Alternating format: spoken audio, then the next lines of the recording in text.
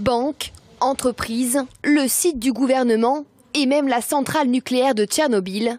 C'est en Ukraine que la cyberattaque a fait le plus de dégâts. En France, on peut parler de Saint-Gobain, d'Auchan. Il y a également une banque nationale qui a été touchée. Il y a certainement beaucoup d'autres entreprises françaises qui sont infectées, mais la plupart du temps, elles préfèrent éviter que leur nom soit rendu public. Si vous voyez ce texte, vos données ne sont plus accessibles. Nous les avons cryptées. Ne perdez pas votre temps. Envoyez $300 en bitcoins à l'adresse suivante. Le virus PetWrap ou NotPetya s'est répandu dans le monde entier, utilisant plusieurs techniques pour se propager selon Microsoft, dont le système Windows, pourtant corrigé, est encore visé. Les systèmes des entreprises qui ont été visés n'ont pas été mis à jour et il y a certaines failles sécuritaires dans leur logiciel. Le correctif de Microsoft diffusé après la précédente cyberattaque de WannaCry en mai n'aurait donc pas été installé, une version à confirmer. Les auteurs de l'attaque sont inconnus à l'heure actuelle. L'Ukraine accuse des groupes proches du gouvernement russe, alors que d'autres experts en informatique affirment qu'il s'agit d'un outil de hacking développé par l'agence américaine de la NSA. La décision a été annoncée par le Quai d'Orsay dans un communiqué sur la base des recommandations des experts de l'Agence nationale de la sécurité des systèmes informatiques. Des experts qui tiennent compte du niveau de menace extrêmement élevé de cyberattaques qui pourraient affecter le déroulement du vote électronique. Les machines à voter seraient les possibles prochaines victimes d'une cyberattaque. Un mot qui revient sans cesse dans l'actualité depuis déjà des mois. Le terme est profondément ancré dans la culture médiatique et la fiction, parfois sous une forme légèrement caricaturale pour désigner tout et souvent n'importe qui. Alors pour mettre enfin les choses au clair, adressons-nous à un expert.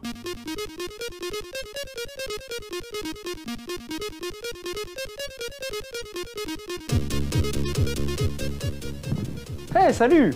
Alors, comme ça on veut en savoir plus sur ces fameuses cyberattaques? Comme vous le voyez, c'est un peu mon boulot. Alors c'est parti!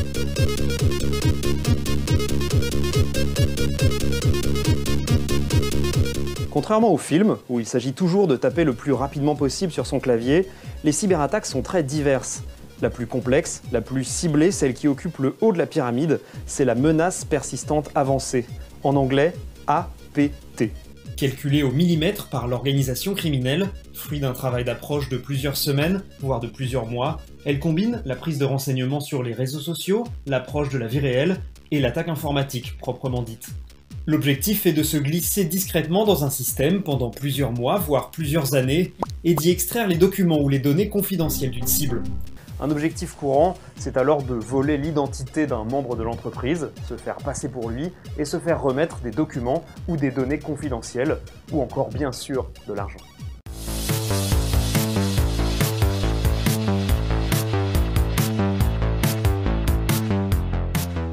La réalité d'un piratage reste la plupart du temps moins glamour, moins ingénieuse, mais tout aussi mafieuse. La plupart des actions de piratage consistent en effet à exploiter la faiblesse d'un ou plusieurs systèmes, après en avoir passé des millions au peigne fin. Antivirus insuffisant, programme qui n'est pas à jour, réseau de travail non sécurisé, tout ça constitue des brèches dans le système. Concrètement, c'est le moment où dans les films, les choses se passent comme ça.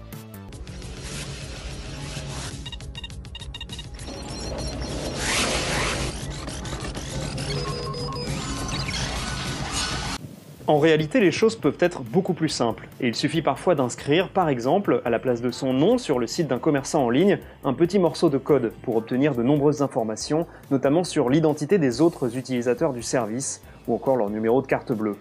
D'autres fois, ces failles servent à implanter un programme dans l'ordinateur, ou d'ailleurs dans n'importe quel objet connecté. Cela peut servir à implanter un verre qui va se reproduire à d'autres machines, ou encore à obtenir un accès permanent pour copier les informations confidentielles contenues sur le poste infecté.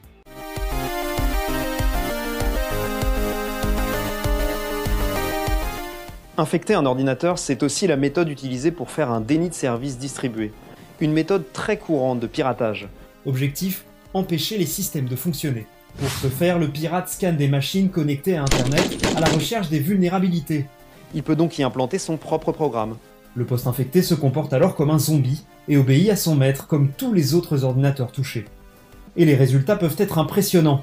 Fin 2016, le Liberia a été privé d'internet à plusieurs reprises, parce que des milliers d'objets se sont tous connectés en même temps au plus important fournisseur d'accès du pays, faisant cracher ses installations en les noyant sous les requêtes. Une telle attaque peut bien sûr permettre d'empêcher la transmission de données, et c'est le risque encouru par nos fameuses machines à voter.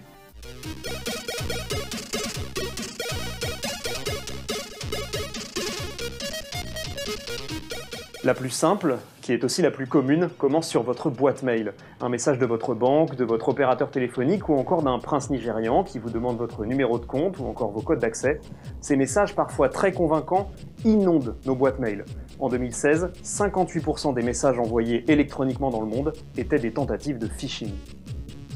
Mais ce n'est pas tout, le phishing permet aussi et surtout de prendre en otage des ordinateurs. En bloquant l'accès à vos fichiers, en les chiffrant suite à l'ouverture d'une fausse facture par exemple, le pirate peut exiger de l'argent pour vous rendre le contenu de l'ordinateur. Cela s'appelle un ransomware, et c'est un chantage de plus en plus répandu.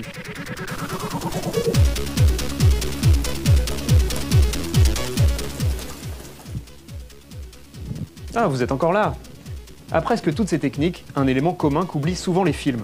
La source d'une écrasante majorité des attaques réussies, des vols de données ou des chantages divers, c'est l'erreur humaine. Échanger ses identifiants avec une source peu sûre, ne pas mettre à jour ses programmes ou simplement manquer de vigilance, c'est nous mâcher le travail. Alors continuez. Allez, je vous laisse, j'ai du piratage à faire.